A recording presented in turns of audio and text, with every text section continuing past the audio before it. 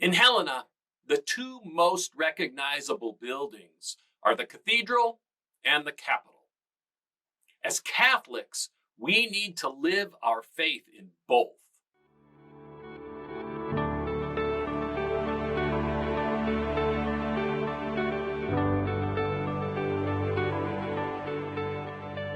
Hi everyone, Matt Brower with the Montana Catholic Conference. I think there are a lot of people in our country today who are very frustrated with the state of politics.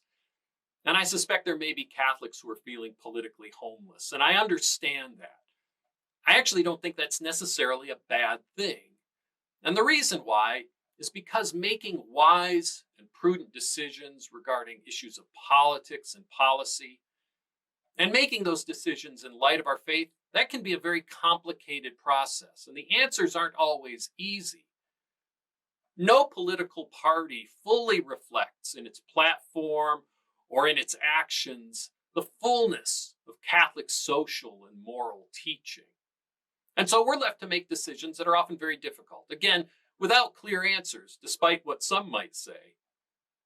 I think those who suggest that applying our principles to our political choices will always result in easy and clear decisions, they're selling short the richness and depth of our faith.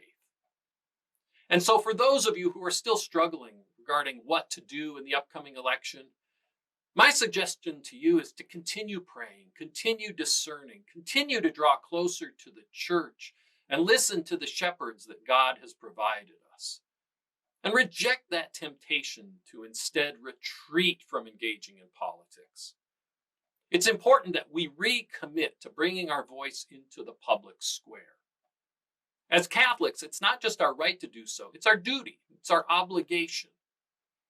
And where does that obligation come from? Well, it comes from our baptism, from our baptismal commitment to follow Jesus Christ and to bear witness to him in all that we do.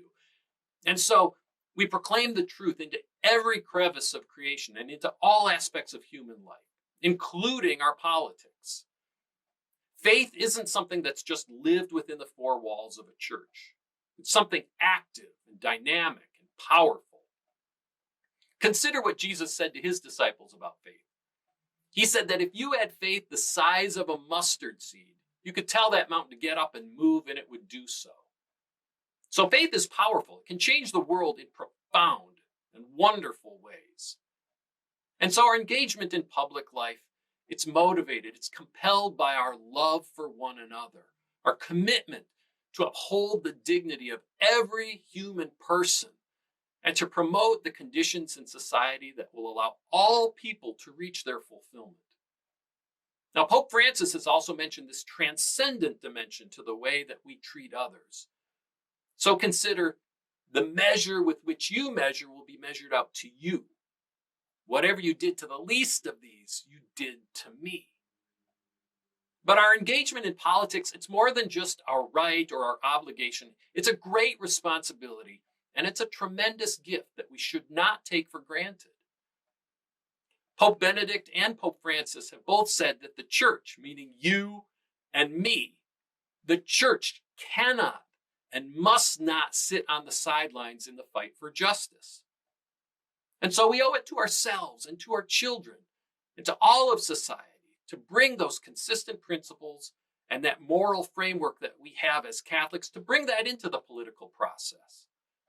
That, along with the real life experience we have as a church, feeding the hungry, helping the expectant mother in need, caring for the sick and dying, and educating young people. That real life experience, that should be a key ingredient in our politics and in our policy making. And this challenge is posed primarily, again, to you and to me.